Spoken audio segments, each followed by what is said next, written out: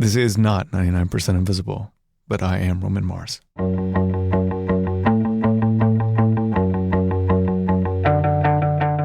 This is a special presentation of the newest Radiotopia podcast, ZigZag, wherein Manoush and Jen create a new woman-run podcast company called Stable Genius Productions. They're exploring funding through traditional avenues, but also through cryptocurrency. Inside of the reality show that follows their progress, you're going to learn a lot about the digital economy and how decentralized cryptocurrency could change everything. Or not. It's a huge experiment that you don't want to miss. I'm in this episode that we're featuring a whole lot, so I thought that 99PI fans would dig it. It's super fun, but unlike 99% Invisible, there is swearing in ZigZag. Even I swear in ZigZag. So I just want to warn you. All right. Enjoy. I'm Manoush and this is Chapter 4 of ZigZag, a podcast about changing the course of capitalism, journalism, and women in tech. We're exploring these very big ideas through our own personal story. At this point, it's late April, and Jen and I still don't have enough money coming in to pay ourselves. We're moms. Not having paychecks was giving us stomach aches and eye twitches. Was it time to nail down a plan B, a financial backup? Or is this just how startups work? You just gotta knuckle down and wait out the uncertainty. We go looking for those answers in this episode, Chapter 4. Specifically, we pitch, well, sort of, a well-known angel investor, and then go see the co-founder of Radiotopia, Roman Mars, to find out how he built his podcasting empire.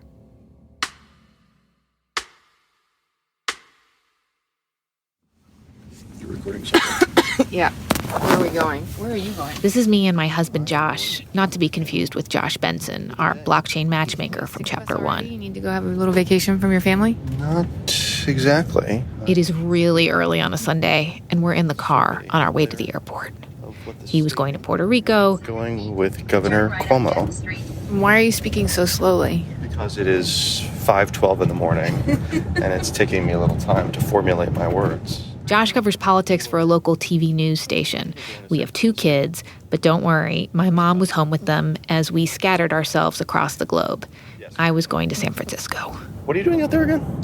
Okay, so I'm going out there, well, for a multitude of reasons. We're going to pitch an angel investor, a first for me. We're going to hang out with Roman Mars, for the day, tomorrow, in Oakland. What do you think of my whole endeavor so far? Are you worried about any aspects of it? No, worried is too strong a term. I mean, I'm happy for you. I'm psyched for you. I'm kind of like just sort of following along. I mean, we've been both very busy. Like, you haven't seen my office, despite the fact that it's a block away. So instead, we're having the conversation at 5:14 on the way to the airport. It's our special time, Josh. We should just get up every Sunday morning around 4 and take a ride to the airport and back. Yes. Josh has been super supportive of me doing this startup thing. I texted our little chat to Jen, who was also headed to the airport to meet me for our flight. That was really cute, you guys. Marriage is fascinating. I assume that Josh knew every detail for some reason of what's going on with you right now. So that's pretty funny. And that's badass that you guys both are we're both going to do our thing. So fully support.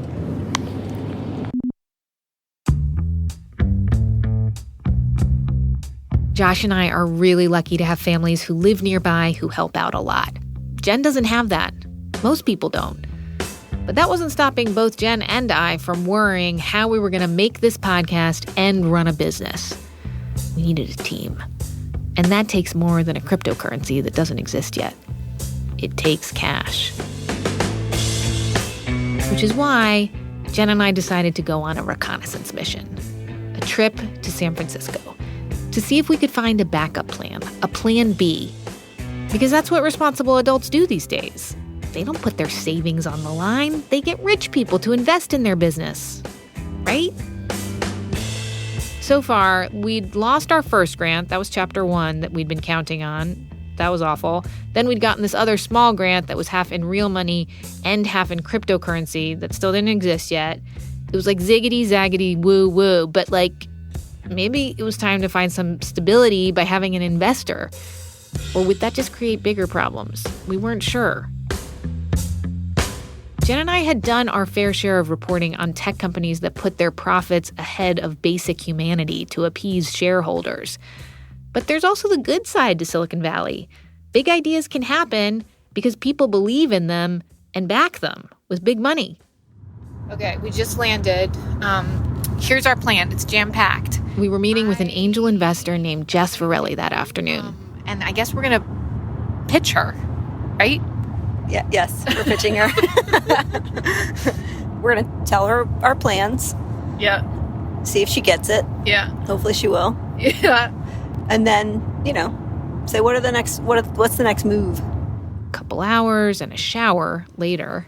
Okay, we are walking down 3rd Street In the mission. to a coffee place to meet Jess Varelli. Who's Jess Varelli? She was an early development strategist at Twitter. You've done your homework, Jen Poyant. We got to the coffee shop where we were going to meet Jess a little early, and we just could not stop talking about what we had seen on our walk to the coffee shop. It's definitely the most extreme version of wealth disparity that I've ever seen in America. Yeah, look down, and person after homeless person is lying in the streets. Look up, and there are spiffy, extremely wealthy people zipping by on motorized scooters in their athleisure wear. Jen and I had to abruptly end our conversation about the economics of San Francisco because Jess had arrived. She's here. We all agreed that the cafe was way too noisy.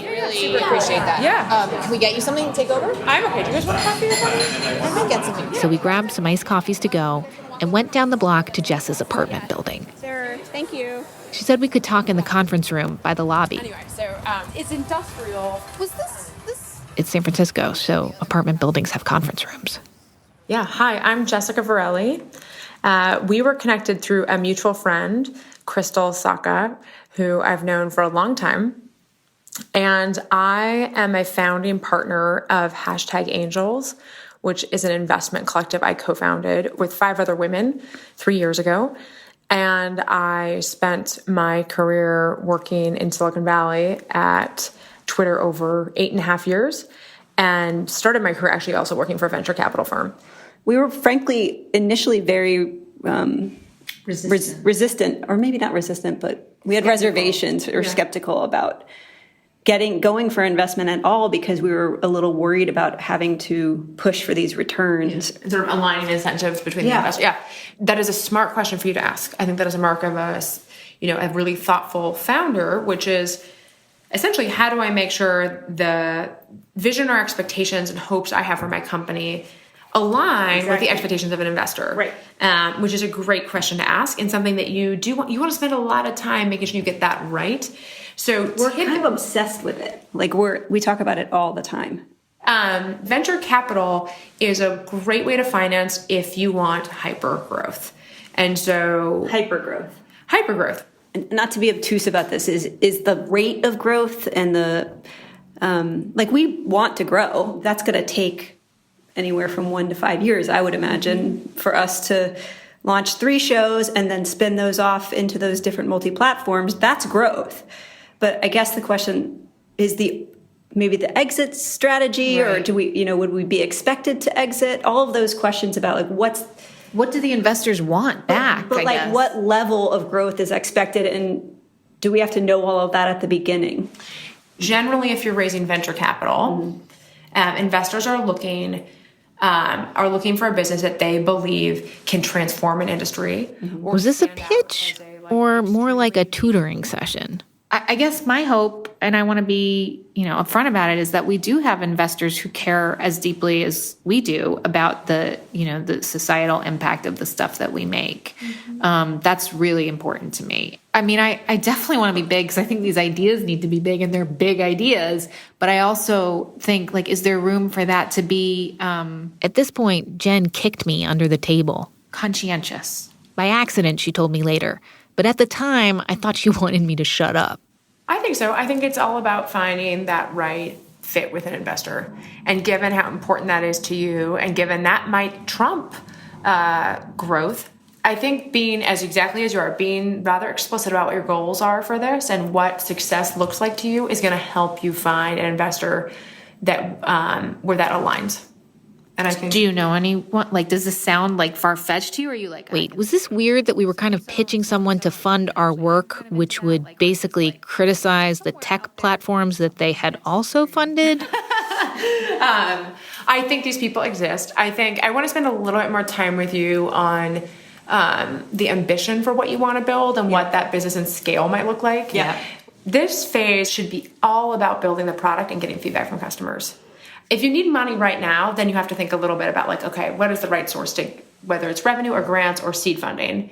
But if you have a little bit of time before you're back in a fundraising mode, I don't think we do. No. I think we need seed funding. Yeah. I mean, grants, like we're in the process of applying, but they take time to get to happen. Just like the process is often very bureaucratic.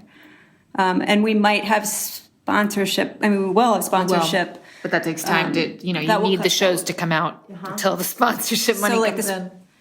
We're definitely going to have to go into debt unless we get some seed funders. I think that's basically what. No, that's correct. Yeah, for sure. She hadn't looked at her watch yet, but did Jess think we were wasting her time? Truthfully, you all are taking most of the risk here, and so it's about finding the right alignment with folks that believe in you and believe in what you're building. Mm-hmm. So friends and family round may be possible. Mm-hmm. What you've shared so far does seem like something where the impact investors might be the better fit, but I don't want to jump to that conclusion until we've had a chance to really talk through that. Mm-hmm. It sounds like you have an incredible background to do this. You've been successful doing this in your prior roles, and so I would ask you to can I take a look at that? Could I listen to that? Could I hear some of that feedback? Try to validate that that's true. Sure. And then the open question though is how big of a business is this? Mm-hmm. Is this the next massive global media company? Is this the seed of something that can be really big? Mm-hmm. And is that what they want to build? Mm-hmm. Do they believe there's a path to doing that? Okay, so if we were going to do that, how quickly could we come back and do that? This week? Really? Yes. Yeah. Cool. Really? Yeah, of course. Okay, so I think what we should do is go talk and decide whether we want to do that. Oh, I think we definitely want to do that, don't we? Definitely want to do that? Okay, I just wanted to make sure. We definitely want to do that. We're partners, so I wanted to make sure that you wanted to do it because I want to do it. Yeah, absolutely. Thank you so much. You're very welcome. Thank you very much. You're super welcome. Nice to meet you both.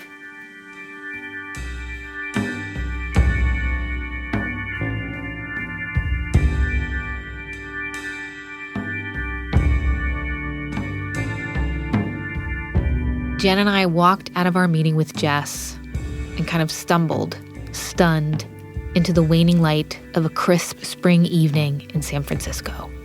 What a weird experience. We had presented a united front to a venture capitalist, but meanwhile, our brains had been talking to each other like ESP. Don't do this. Do this? Do we want to do this? I don't know. Don't do this. All right. That was exactly 2 hours. She said she'd meet with us for 2 hours, and she met with us for exactly 2 hours. Since that meeting, by the way, Jess has been named the newest partner at the Google-backed venture capital firm GV. So at least she knew what she was doing. Jen and I needed to debrief and eat dinner. Ooh, the frisee salad and more bacon dressing sounds good. One main course or any appetizers? I think just the main course. Yeah. I feel like that was bad. Like a disaster. You do? Why do you feel that way? That's so interesting. It's because it's not. I think in our guts, she knew and we knew that it's not the right fit. Like you were like, I definitely want to pitch this, and I was like, oh, I'm surprised. I felt pretty out of my comfort zone. Sure, me too. Well, we've stayed in the media business. Like we both like it, and we like the people who are in it, and we like the emphasis on ideas as opposed to valuation. And I just don't want to be thinking about money. Like, to me, the greatest luxury is not to be thinking about money all the time. We can't. We're business people now. We have to. I understand that, but my goal then is to get to where I don't have to think about money. My goal is not to have caps and Cap tables. Yeah, and all of that. It's really not. Like, I don't think. Like, I really care very much about, like, making stuff with you and feeling that creative wonder and, like, people feeling moved by the things that we make. And, like, that matters a lot to me. Oh, it matters to me, too. I just don't know how we're going to do it. That leads me to, okay, this wasn't right. Like, do we even want to go back and actually try and pitch her? I mean, it sounds like no. In the short term, she kind of said, like, grants and family and friends. Right. I think the bigger thing is what we're going to do. Like, we work our asses off until we launch this show, and then we go back to, like, a model where we just see where the sponsorship comes and we grow it way slower together. And there's no, like...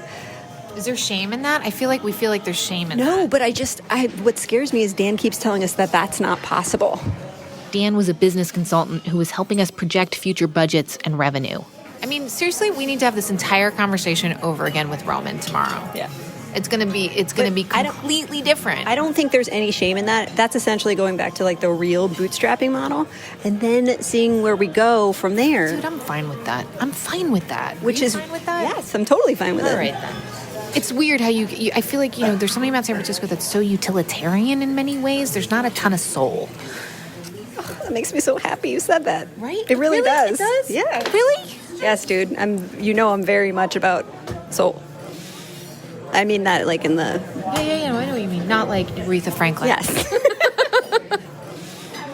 I think the other thing that's so strange is that we believe so wholeheartedly in, like, we are women, we could do this. Why don't we take that opportunity? This is crazy not to, but it's not right for us. And that's hard. That's why it feels like a disaster to me, because I'm like, it does feel like a disaster. Let me be clear. You know what I'm realizing? Is, like, part of me was like, yes, we'll pitch you. Because I think I'm so worried about letting you down money-wise. I'm worried about the same thing, dude. I'm taking a big risk, but you've invested a lot already into it. So I'm worried about the same thing. I mean, it's not like we don't have some money coming in. Right. Don't forget the tokens. Don't forget the tokens. Oh, that looks yummy. Great. And I want to eat one of your you. French fries. Thank you so much. Yes, please. That looks beautiful. Oh, so good.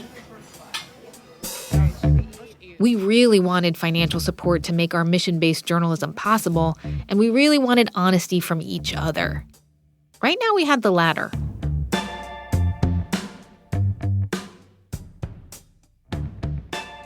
You're listening to a special presentation of ZigZag on 99% Invisible. Coming up, Jen and Manoush come to Oakland, where I dispense some chill wisdom. We are featuring episode 4 of ZigZag to follow along with the Stable Geniuses as they forward a new path for women in media and tech. Go to zigzagpod.com to subscribe.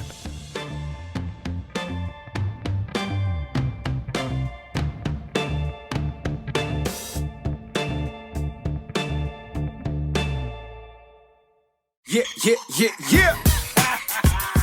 You've probably heard us say that we are proud members of Radiotopia at the end of the first 3 episodes. Some might say that we have rapper POS to thank for our entree into that awesome podcasting collective. Last year, he put out a song called Wearing a Bear, and he gave shout-outs to me and Radiotopia's co-founder, Roman Mars. $2 in a full tank shifty. Manoush and Roman Mars is with me. Yeah, whipping, bending the corners up. Cup holder, filled warm flat soda, but the passenger is ice cold, pushing down the pressure. Then when I die, I'll get hashtag ace shit better. Now Jen and I were the newest members of Radiotopia, and that meant we owned all our work.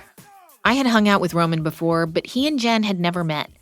And when he suggested that we come out to spend the day with him, we were both super psyched. Ira Glass, Jad Abumrad, Roman Mars, these are the great names in narrative audio storytelling. So it was kind of like going to Kiss the Ring, except all of them are public radio nerdy cool, so not really. Enter code to place call. But anyway, that morning, Jen and I were most definitely not cool. Motherfucker. Just getting into the building seemed to be a struggle for us. Hi there. I'm trying to get in touch with Roman Mars. Do you know which floor he's on? I don't. I'm so sorry. Thanks. That conversation with Jess must have rattled us more than we knew. Start. We have the code. I know, but... Oh. We have the code. We have the code. Okay, let's try now. Here we go. Yes! Fucking hell.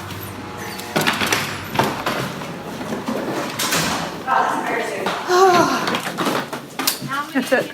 This is it. Wow, it's nice. Hi, how are you? Good. We're Manoush and Jen, and we're here to see Roman. Awesome. This is Jen. Hi. It's so nice to meet you. It's nice to meet you too. We got right into it with Roman. Dude, we've had like an insane 24 hours When did you arrive? yesterday. And then we had like an epiphany last night. Oh, goodness. But we need your help because... Oh, we're already recording. Oh, yeah. Oh, yeah. We're full on. He'd been a public radio producer, making shows, barely making any money, when podcasting started taking off about 5 or 6 years ago. He went to PRX, and they decided to just concentrate on that, form a collective where the podcasters owned their work. They'd stop worrying about making radio shows and make a business out of podcasting, or at least a decent living, still doing great public radio-style content. Roman and Radiotopia had done one of the most successful Kickstarter campaigns in the history of Kickstarter. I am Roman Mars. I am the host of 99% Invisible, and I am the co-founder of Radiotopia from PRX. And we're sitting in your office. Yes, in beautiful downtown Oakland, California. Roman had definitely taken some big financial risks in his time. I mean, to me, it's just like, it's a business like any other. So you make enough money to pay a salary or two, and then you make enough money to add another person, then you make enough money to have money left over to, reap the benefits of owning a thing. And it took me, I've been doing 99PI for almost 8 years. And the way it operated in the beginning was that I didn't pay myself. I mean, were there moments where you were like, fuck, what if this doesn't work? I just feel like you can always get a job. Right. So what does failure mean in this case? Failure means you do the thing that everyone else does. That's not really failure, right? Right. That's true. So I don't know. I feel more scared of it now than I did then. Yeah, because I have 10 employees. And then Radiotopia itself, like a lot of the revenue that operates Radiotopia is the percentage of my show, because my show brings in a lot of ad revenue. And so now I feel like, now I better keep hustling. It's different. We've been struggling to decide how to fully fund the show. Yeah. Or to decide, I suppose we've been talking about whether we should seek out investment or get grants or just make the thing and then get the sponsorship that way. Well, a huge part, you should do all of it in a way. In terms of Radiotopia fundraising, because we have a model which supports shows that can't support themselves completely as advertising based, we really need donations to support the slate, the whole slate of shows. And we have to do that. To me, is that's how we make art, rather than chase commerce. Right. What you just said, art rather than commerce, kind of sums up the soul searching that you and I have been doing, Jen. So the question that we keep getting is, what do you want? It depends what you want. What do you want? Well, what do you want? And it's I think we're getting closer to knowing what we want. Well, I think it's because Manoush was starting to succeed in these ways where she was being asked to speak. She was doing the TED Talk. So we could naturally see a model that would work that was bigger than just a show. Mm-hmm. We are about to document this experience, both of making the show, making this business, all of the different choices that we're just talking about, right? And it feels very vulnerable to admit all of this on tape. Yeah, I can see that. I'm glad I wasn't documenting my part. Especially publicly as two women to do it. Yeah. But you also, I get that, and I get that that's a risk, but you're going to get a lot of strength from that too. Again, it's just this balance of risk and reward, and you have greater risk and lots of reward. The reward could be big, right? It could be big, and also it's just I fully believe that your goal in life is to live an extraordinary life. Like live a weird life. I think that's true. And I think there are a lot of women out there that need to hear other women doing this. You know, we've asked for a lot of advice from a lot of people, and every bit of advice when it comes to business seems to be like, well, the way a business works, like, you're not going to be able to do this. Like, we've had a lot of people kind of say, like, it's not going to work. And well, it depends on what type of business you have or want. I totally... What do you want, Jen? What do you want? What do you want? But like, you know, like media is a bad startup in a good business. Because it doesn't return money the way they want it to. And if you do, you have to grow and make things that you don't care about.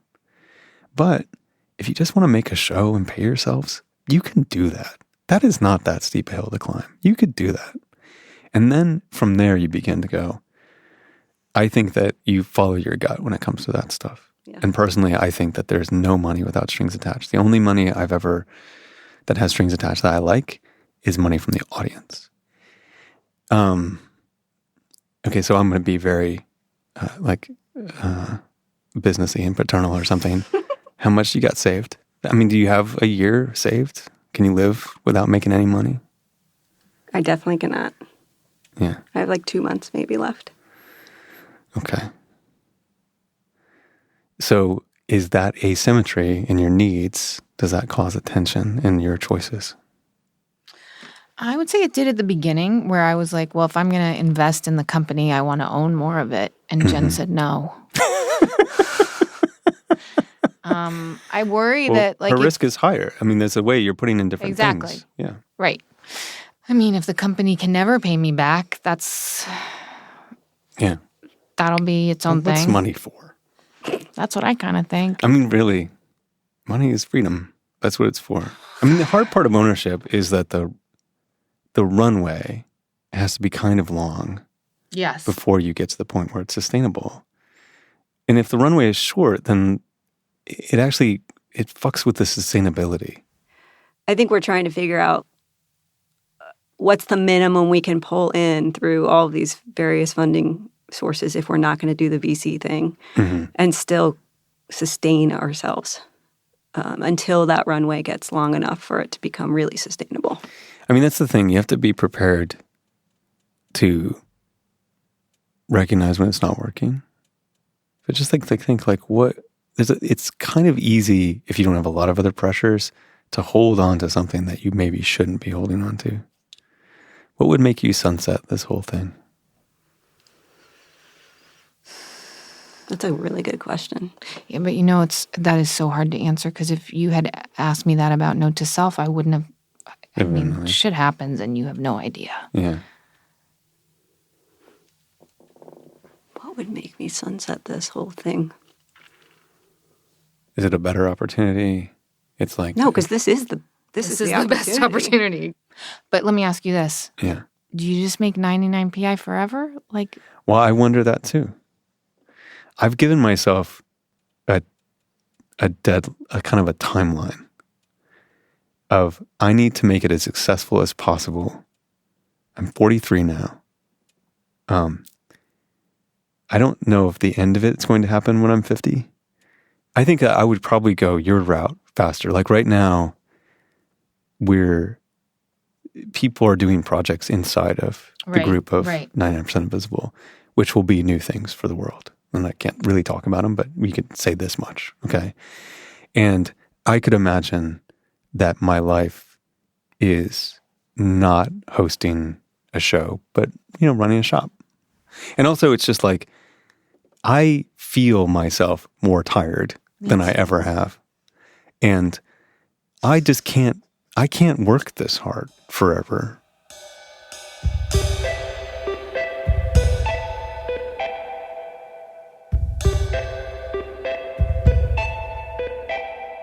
right, Roman, thank you so much. You're welcome. I had fun. Well, like, not just for the interview, but like, you guys are taking a chance. Oh no, but it's a good chance. Like, it's like, that's the thing. It's like, it's more your chance. That's why Radiotopia works. Is like, I don't own it. We don't own it. It's your chance to take. We just get to be a part of it. And we like to be a part of things that we're proud of.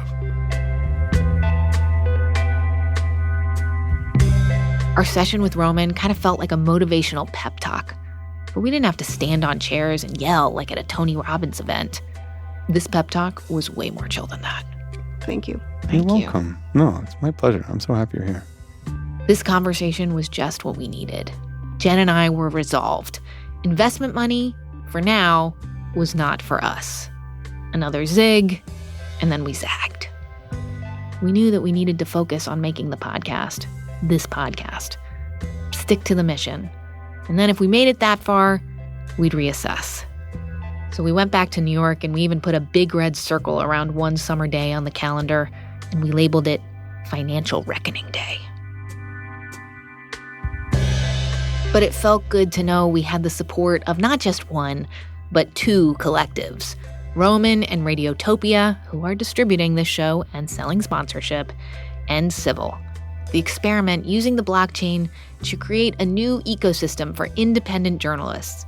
Sure, the whole thing was dicey, but they had given us just enough money to pay the bills, and maybe the token thing would actually work.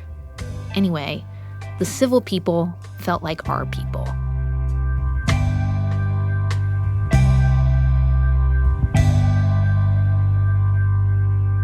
You've been listening to ZigZag. Go subscribe to it now, and maybe I can talk Manoush and Jen into having me on the show again. Find it at zigzagpod.com on Apple Podcasts, Radio Public, or wherever you get your podcasts. Radiotopia. From